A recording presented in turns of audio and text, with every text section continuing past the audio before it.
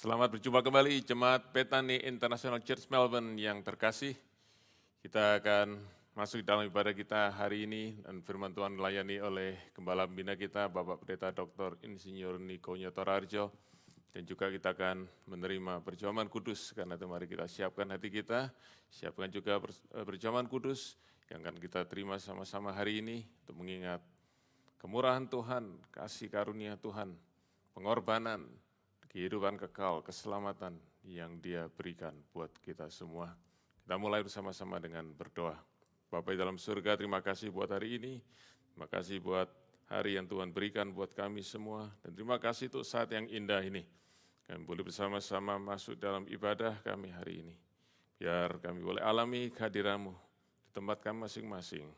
Kami boleh alami jamahan Tuhan, berkat Tuhan dalam ibadah ini. Dan juga firman Tuhan yang menjadi bagian terbaik buat kami semua, supaya hari ini sekali lagi kami boleh mendapatkan pengenalan akan Engkau, akan pribadi-Mu, kehendak-Mu, dan rencana-Mu yang indah buat kami semua. Berkatilah kami semua lewat ibadah ini Tuhan, oleh kehadiran-Mu, di dalam nama Tuhan Yesus. Amin. Shalom BIC Melbourne. Mari kita siapkan hati kita untuk memuji dan menyembah Tuhan. Karena Allah yang kita sembah, Dia adalah Allah yang hidup. Dia adalah Allah yang terindah dalam hidup kita. Mari kita siapkan hati kita. Kita beri pujian dan penyembahan kita yang terbaik buat Yesus. Thank you Lord.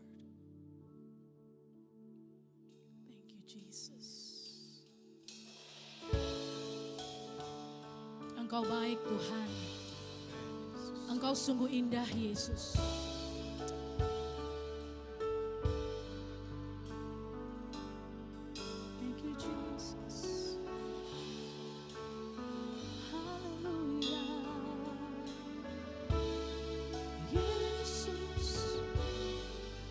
Mari kita nyanyikan sama-sama. Ku datang dengan syukurku, membawa kerinduanku Yesus, ingin ku menyenangkanmu.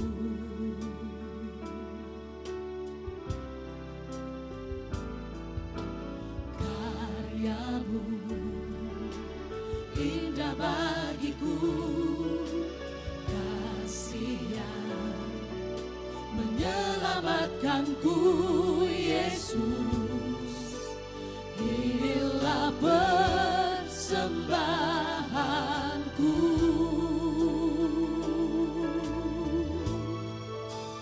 Ku membawa hatiku, hanya Engkau di hidupku, Yesusku, Kau terindah, selamanya ku menyembahmu.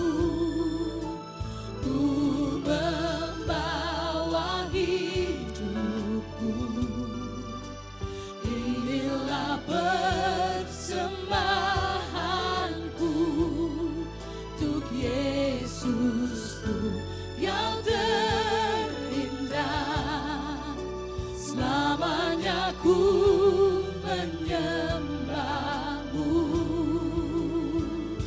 Yesus.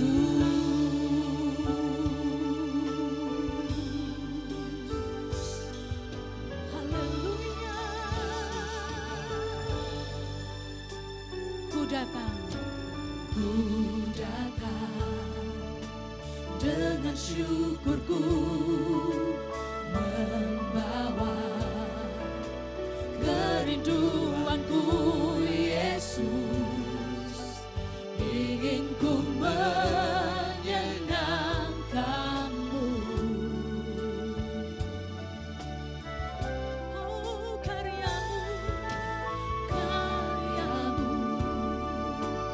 indah bagiku, kasih yang menyelamatkanku Yesus, inilah persembahanku.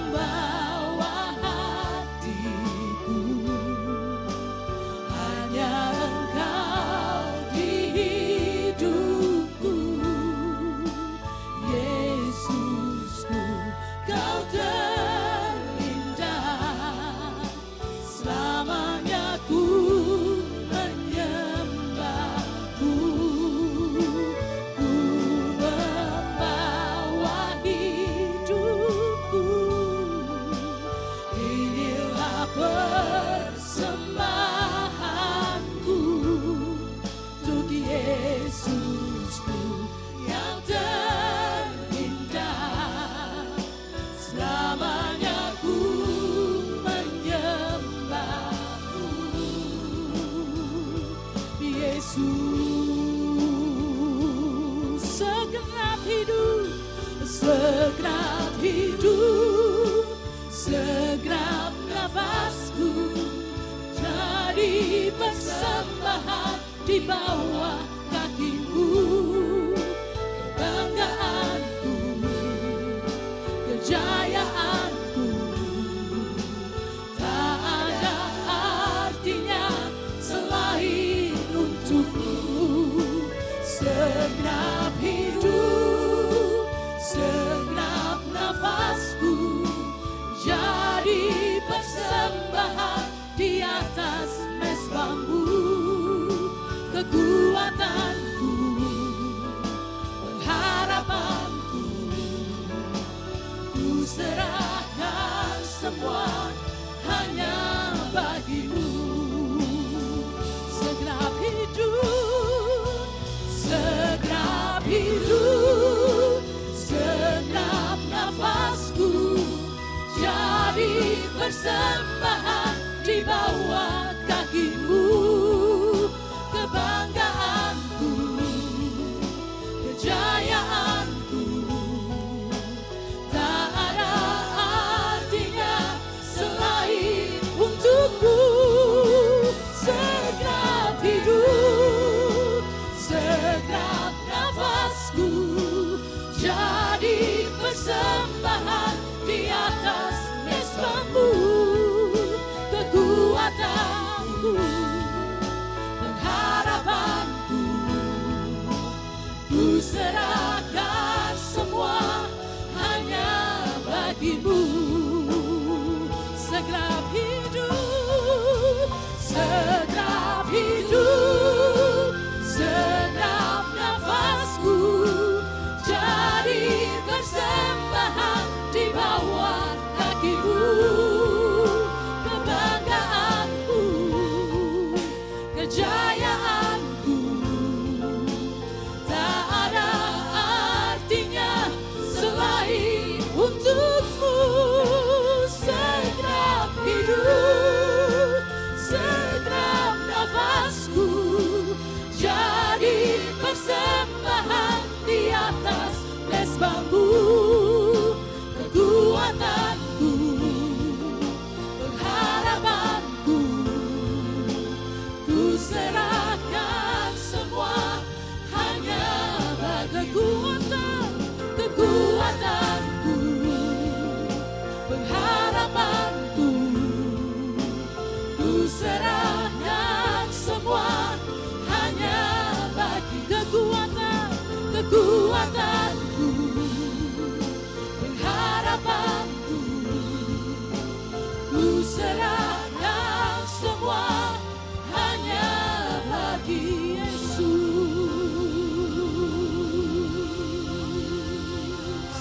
Haleluya.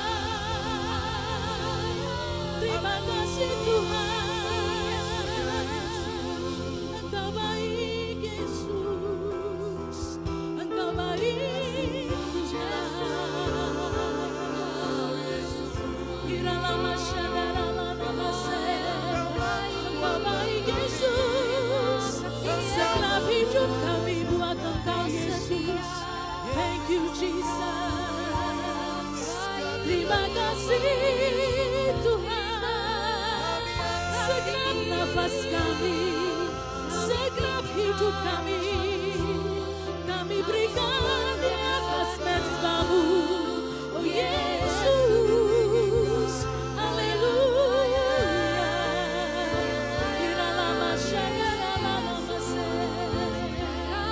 Thank you Jesus.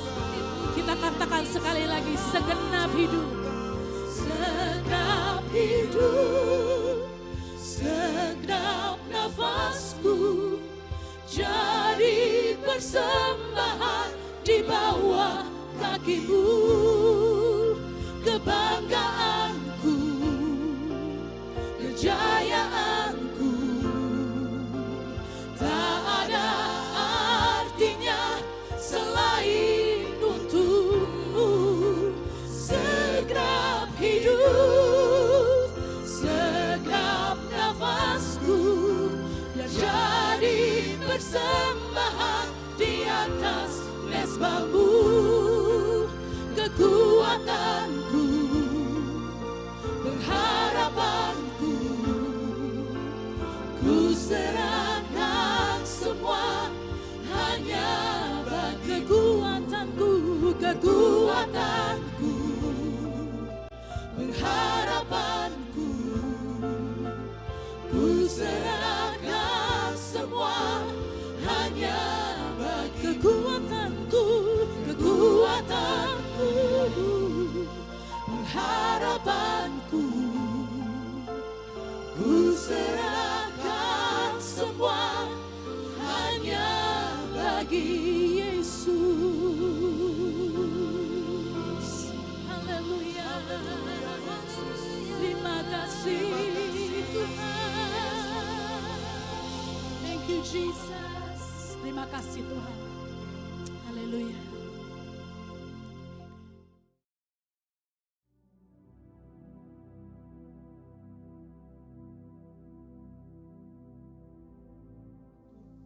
Shalom semuanya.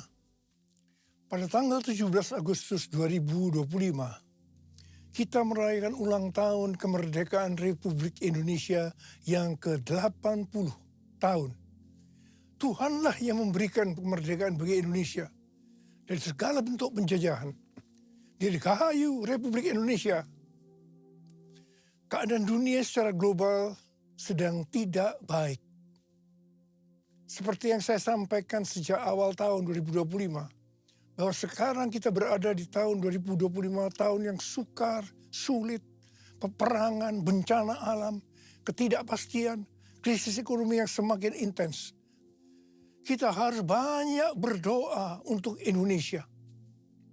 Janji Tuhan dalam 2 Tawarikh 7 ayat 13 dan 14 berkata, bila mana aku menutup langit sehingga tidak ada hujan, dan bila mana aku menyuruh belalang memakan habis hasil bumi, dan bila mana aku melepaskan penyakit sampar di antara umatku, dan umatku yang atasnya namaku disebut, merendahkan diri, berdoa, dan mencari wajahku, lalu berbalik dari jalan-jalan yang jahat, maka aku akan mendengar dari sorga, dan akan mengampuni dosa mereka, serta memulihkan negeri mereka. Haleluya! Damailah Indonesiaku, damailah Indonesiaku, lawatan Allah terjadi, damailah Indonesiaku, damailah Indonesiaku.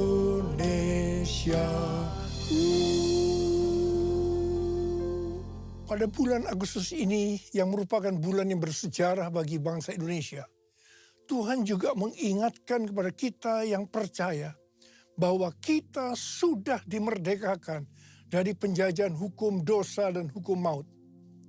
2 Korintus 3 ayat 17 berkata, sebab Tuhan adalah roh, dan di mana ada roh Tuhan, di situ ada kemerdekaan. Haleluya. 1 Korintus 3 ayat 16 berkata, tidak tahukah kamu bahwa kamu sekalian adalah bait Allah dan bahwa roh Allah tinggal di dalam kamu? 1 Korintus 6 ayat 19 dan 20 berkata, atau tidak tahukah kamu bahwa tubuh kamu semua adalah bait Roh Kudus yang tinggal di dalam kamu, roh yang kamu peroleh dari Allah, dan bahwa kamu bukan milik kamu sendiri, sebab kamu telah dibeli dan harganya telah lunas dibayar. Karena itu muliakanlah Allah dengan tubuhmu. Kita adalah bait Allah atau bait Roh Kudus. Karena itu kita sudah dimerdekakan dari hukum dosa dan hukum maut. Karena kita adalah bait Allah atau bait Roh Kudus, maka tubuh ini bukan milik kita sendiri. Kita telah dibeli dan harganya telah lunas dibayar. Karena itu muliakanlah Allah dengan tubuhmu. Kita dibeli dari tangan iblis dengan darah Tuhan Yesus. Ya, sebelum kita percaya kepada Tuhan Yesus, kita di bawah kekuasaan iblis. Setelah kita menjadi orang percaya, kita adalah milik Tuhan Yesus. Karena itu kita harus memuliakan Allah dengan tubuh kita. Galatia 5 ayat 13 berkata, saudara-saudara, memang kamu telah dipanggil untuk merdeka. Namun janganlah mempergunakan kemerdekaan itu sebagai kesempatan untuk hidup dalam dosa. Melainkan layanilah seorang akan yang lain dengan kasih. 1 Petrus 2 ayat 16 berkata, hiduplah sebagai orang merdeka. Dan jangan menyalahgunakan kemerdekaan itu untuk menyelubungi kejahatan-kejahatan. Melainkan hiduplah sebagai hamba Allah. Ayat ini mengingatkan agar kita hidup sebagai hamba Allah. Yaitu hidup jujur, tidak berpura-pura. Kita sudah dimerdekakan. Kita yang sudah dimerdekakan, jangan hidup dalam dosa lagi. Kita harus saling mengasihi satu dengan yang lainnya. Roma 6 ayat 22 berkata, namun sekarang setelah kamu dimerdekakan dari dosa dan setelah kamu menjadi hamba Allah, kamu beroleh buah yang membawa kamu kepada pengudusan dan sebagai kesudahannya ialah hidup yang kekal. Setelah kita dimerdekakan dari dosa, setelah kita menjadi hamba Tuhan, kita harus berbuah yang membawa kita kepada pengudusan dan terus-menerus dikuduskan. Sehingga menjadi serupa dengan gambarnya. Dan akhirnya kita mendapatkan hidup kekal selama-lamanya. Katakan amin.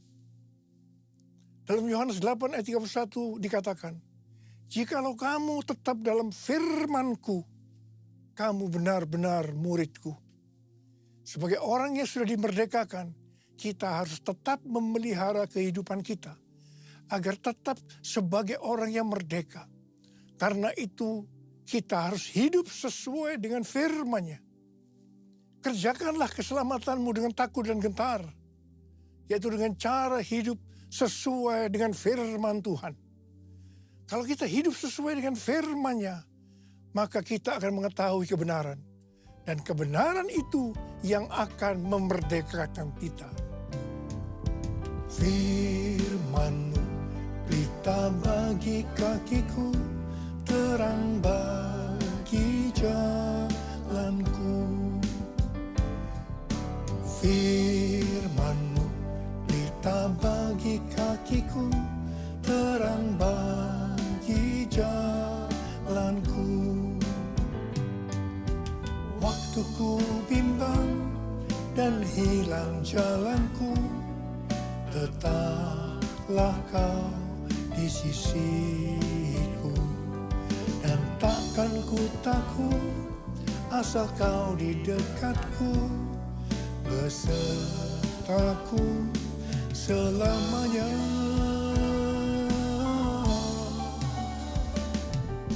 Firman-Mu berita bagi kakiku, terang bagi jalanku, terang bagi jalanku.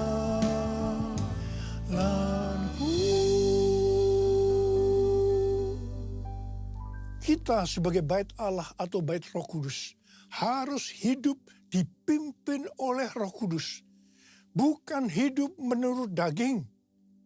Roma 8 ayat 13 berkata, sebab jika kamu hidup menurut daging, kamu akan mati. Namun jika oleh roh kamu mematikan perbuatan-perbuatan tubuhmu, kamu akan hidup. Galatia 5 ayat 19 sampai dengan 21 berkata, perbuatan daging telah nyata, yaitu percabulan, kecemaran, hawa nafsu, penyembahan berhala, sihir, perseteruan, perselisihan, iri hati, kemarahan, kepentingan diri sendiri, percekcokan, perpecahan, kedengkian, bermabuk-mabukan, pesta pora, dan sebagainya. Terhadap semuanya itu kuperingatkan kamu, seperti yang telah kulakukan dahulu, bahwa siapa saja yang melakukan hal-hal demikian tidak akan mendapat bagian dalam kerajaan Allah. Barang siapa milik Kristus Yesus, ia telah menyalibkan daging dengan segala hawa nafsu dan keinginannya. Jikalau kita hidup oleh Roh, baiklah kita hidup juga dipimpin oleh Roh, sehingga akan menghasilkan buah Roh. Seperti yang terdapat dalam Galatia 5 ayat 22 dan 23, buah Roh ialah kasih, sukacita, damai sejahtera, kesabaran, kemurahan, kebaikan, kesetiaan, kelemah lembutan, penguasaan diri. Tidak ada hukum yang menentang hal-hal ini. Ini adalah karakter Tuhan Yesus. Kita harus menjadi serupa dengan gambarnya. Artinya harus menjadi muridnya. Saudara, goal kita sebagai orang percaya adalah menjadi serupa dengan gambarnya. Artinya kita menjadi muridnya. Tugas utama kita sebagai murid Tuhan Yesus adalah menjadikan semua bangsa menjadi murid. Artinya tugas utama kita tanpa melihat profesi kita adalah menyelesaikan amanat agung. Pilih aku Tuhan, utuslah aku, sampai generasiku diselamatkan. Pilih aku Tuhan, utuslah aku, sampai generasiku diselamatkan. Sampai generasiku diselamatkan. Sampai generasiku diselamatkan. Bulan yang lalu kita berbicara tentang target penyelesaian amanat agung tahun 2033. Tuhan akan menuntun kita melalui kuasa Roh Kudus. Kita akan dituntun Tuhan melalui tiang awan dan tiang api. Pada tahun-tahun yang terakhir, kita dituntun yang pertama, everyone di Amsterdam tahun 2023. Kemudian yang kedua, everyone Asia di SICC tahun 2024. Yang ketiga, Simposium Pentakosta ketiga di Church of God, Cleveland, Tennessee tahun 2024. Kemudian yang keempat, Planet Shakers Abundance Store bersama Russell Evans di SICC pada Juli 2025 yang dihadiri oleh lebih dari 95% anak-anak muda. Pada hari Jumat tanggal 4 Juli 2025, ketika saya membuka acara Planet Shakers Abundance Store, saya mendengar teriakan cucu-cucu, "Opa, opa, opa." Itu sangat berkesan sekali bagi saya. Saya merasakan Tuhan sedang berbicara kepada saya. Kamu harus membawa cucu-cucu ini untuk masuk tahun 2033 menyelesaikan amanat agung. Pada tanggal 8 Juli hari Selasa, salah satu gembala kita mendapat penglihatan yang disampaikan kepada saya. Bahwa dia melihat ribuan anak muda dengan pakaian prajurit yang lengkap siap berperang. Menunduk ke bawah menunggu perintah dari saya. Prajurit-prajurit muda tersebut menunggu perintah siap berperang. Dia melihat juga begitu lama mereka menunggu perintah. Karena mereka sudah siap berperang. Ketika saya diberitahu tentang penglihatan ini, saya doakan. Tiba-tiba saya diingatkan nubuatan Pastor Russell Evans di acara Planet Shakers yang lalu. Dia berkata begini, "Saya di sini untuk mendeklarasikan, untuk memperkatakan bahwa Pentakosta ketiga ada di sini. Ada di sini. Gerakan Tuhan yang terbesar akan dinyatakan melalui kehidupanmu. Kehidupanmu. Kehidupanmu." Saudara, Pastor Russell Evans datang dengan doa, pujian, dan penyembahan bersama-sama dalam unity siang dan malam. Ini adalah restorasi Pondok Daud. Pentakosta ketiga sedang dicurahkan. Dan gerakan Tuhan yang terbesar akan dinyatakan melalui kehidupanmu. Kehidupanmu, cara hidupmu. Ini adalah jawabannya. Jadikan aku bait sucimu yang kudus dan yang tiada bercela. Jadikan aku mesbah doamu bagi keselamatan bangsaku. Bagi keselamatan bangsaku.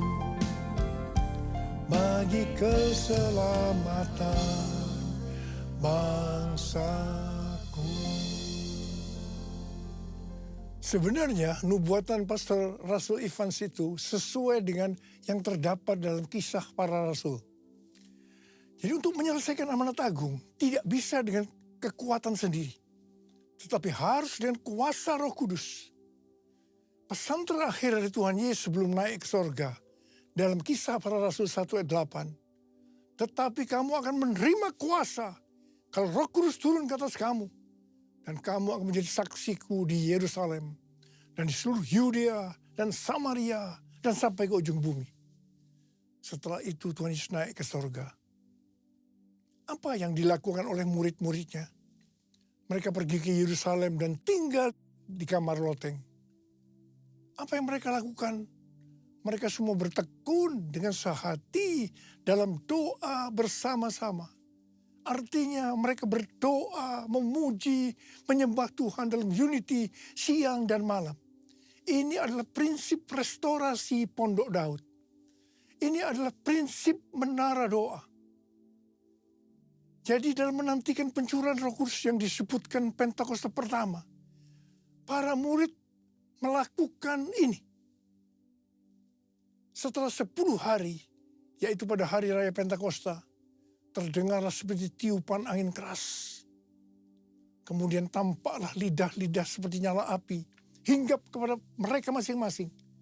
Mereka dipenuhi Roh Kudus, dan mereka mulai berkata-kata dalam bahasa roh.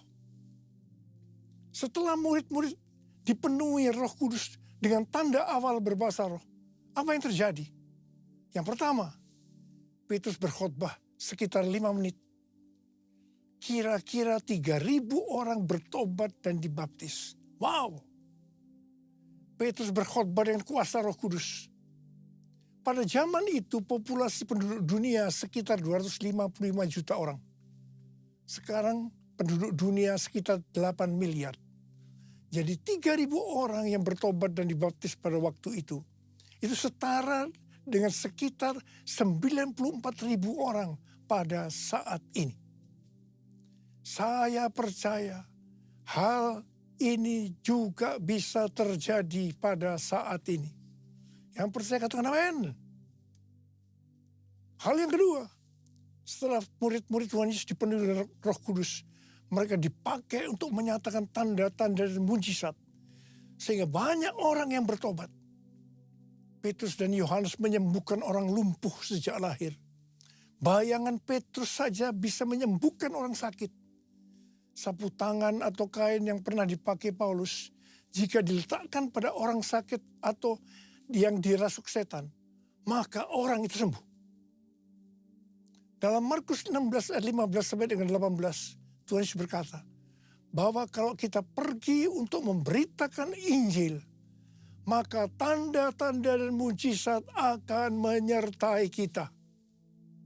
Saya teringat sejak tahun 2006 sampai dengan tahun 2019, saya diperintahkan oleh Tuhan untuk mengadakan kebaktian kesembuhan ilahi. Selama 13 tahun ini, saya sudah mengadakan 318 kali kebaktian kesembuhan ilahi. Setiap kali berkhotbah, saya pasti memberitakan Injil. Tanda-tanda dan mujizat terjadi. Saya diizinkan Tuhan untuk melihat dan mengalami mujizat seperti yang dilakukan oleh Tuhan Yesus 2000 tahun yang lalu. Hal yang ketiga, setelah murid-murid Tuhan Yesus dipenuhi dengan Roh Kudus, maka cara hidup mereka berubah sehingga banyak orang yang bertobat. Yang pertama, mereka bertekun dalam pengajaran rasul-rasul dan dalam persekutuan. Bagi kita, ini juga bisa diartikan mereka suka membaca Alkitab. Kalau kita suka membaca Alkitab, ini akan menuntun jalan hidup kita. Hidup benar sesuai dengan firman Tuhan. Kita akan menjadi orang yang berintegritas. Dan itu akan membuat orang lain bertobat. Yang kedua, perubahan cara hidup yang membuat banyak orang bertobat adalah mereka selalu berkumpul, memecahkan roti dan berdoa. Ini bisa diartikan mereka hidup dalam unity dan suka berdoa. Hari-hari ini saya melihat melalui menara doa bahwa ada doa, pujian, dan penyembahan dalam unity siang dan malam. Saya percaya kalau Tuhan sudah berikan kepada kita beban untuk berdoa seperti ini, maka ini merupakan tanda bahwa Pentakosta ketiga yang dahsyat akan turun dan akan terjadi penuaian jiwa yang terbesar dan yang terakhir sebelum Tuhan Yesus datang kembali. Yang ketiga, perubahan cara hidup jemaat yang membuat banyak orang bertobat, yaitu karena mereka suka memberi, sehingga tidak ada yang berkekurangan. Hari-hari ini, Tuhan Yesus menghendaki agar kita suka memberi. Tuhan Yesus berkata dalam Lukas 6 ayat 38, berilah dan kamu akan diberi. Suatu takaran yang baik, yang dipadatkan, yang diguncang, dan yang tumpah keluar akan dicurahkan ke dalam pangkuanmu. Sebab ukuran yang kamu pakai untuk mengukur akan diukurkan kepadamu. Haleluya. Yang keempat, perubahan cara hidup jemaat yang membuat banyak orang bertobat, yaitu mereka selalu bergembira dan dengan tulus hati sambil memuji Allah. Hidup dengan tulus hati artinya hidup sebagai orang yang berintegritas. Jadi perubahan-perubahan yang terjadi dalam cara hidup jemaat yang membuat banyak orang bertobat adalah yang pertama, mereka suka membaca Alkitab. Yang kedua, mereka suka berdoa dan hidup dalam unity. Dan yang ketiga, mereka suka memberi. Dan yang keempat, mereka suka memuji Allah dan bergembira, tulus hati atau hidup berintegritas. Dikatakan dalam Alkitab bahwa mereka disukai semua orang dan tiap-tiap hari jumlah orang yang diselamatkan bertambah. Haleluya! Tuntunan Tuhan untuk menyelesaikan amal agung dengan target tahun 2033. Yang pertama, kita harus lebih banyak lagi berdoa, memuji, dan menyembah Tuhan dalam unity siang dan malam. Waktu kita melakukan ini, pencurahan Roh Kudus dalam era Pentakosta ketiga ini akan terjadi lebih dahsyat lagi. Itu yang akan membuat cara hidup kita berubah. Perubahan cara hidup kita akan mengakibatkan penuaian jiwa yang terbesar dan terakhir. Dan sesudah itu Tuhan Yesus datang kembali. Haleluya! Mari kita angkat tangan kita di hadapan Tuhan. Oh God, I worship you. Oh God, I worship you. Be glorified and magnified. Oh God, I worship you. Sekali lagi. Oh God, I worship you. Oh God, I worship you. Be glorified and magnified. Oh God, I worship you. Mari kita berbahasa roh. Urialala bashandara bara bara bara bara bara bara bara. Urialala bara bara bara bara bara bara bara bara bara bara bara. Urala bara bara bara bara bara bara bara bara bara bara. Tuhan urapi kami ya Tuhan. Urapi kami. Curahkan kuasa Roh Kudus. Kuasa kuasa, kuasa Roh Kudus. Oh, terima. Yesus, terima kasih Tuhan. Terima kasih Bapa. Dalam nama Yesus yang berdoa. Amin.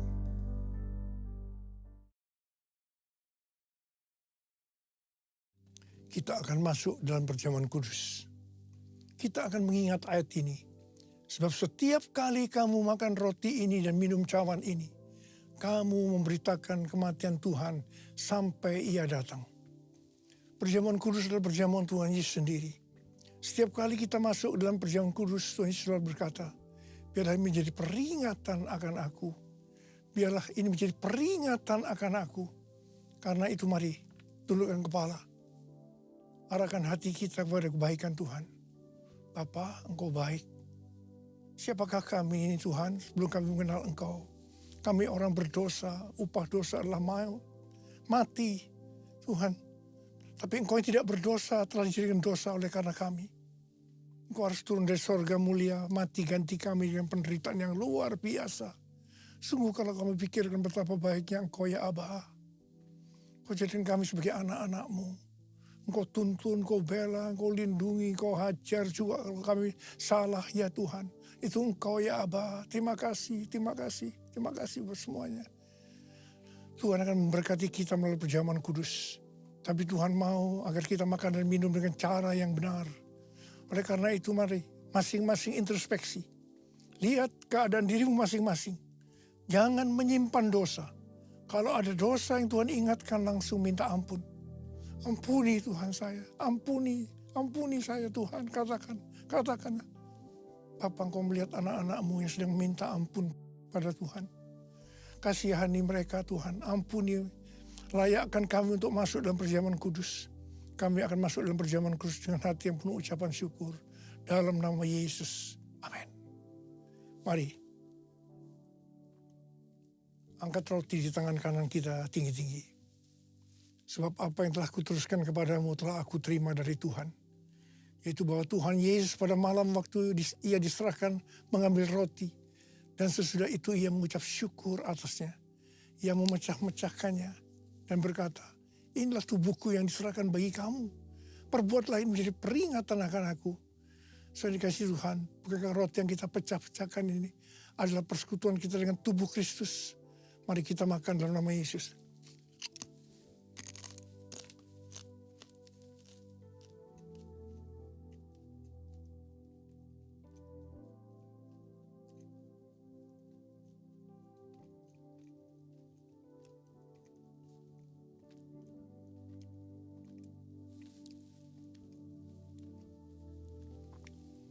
Angkat cawan di tangan kanan kita tinggi-tinggi.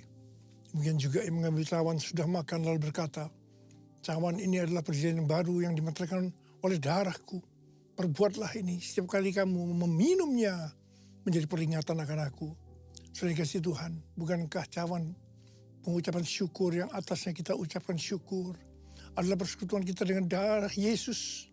Mari kita minum dalam nama Yesus.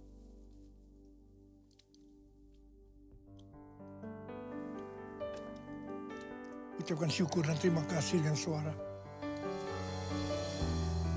Tuhan, terima kasih Tuhan.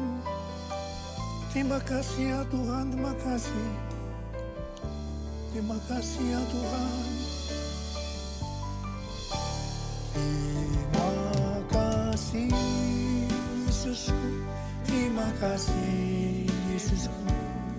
Puji syukur hanya bagi Tuhanku.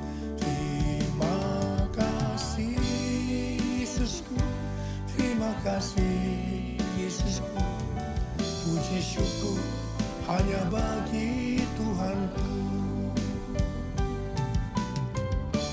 Terima kasih Yesusku, terima kasih Yesusku, puji syukur hanya bagi Tuhanku. Terima kasih Yesusku, terima kasih Yesusku, puji syukur hanya bagi Tuhanku. Puji syukur hanya bagi Tuhanku. puji syukur hanya bagi Tuhanku.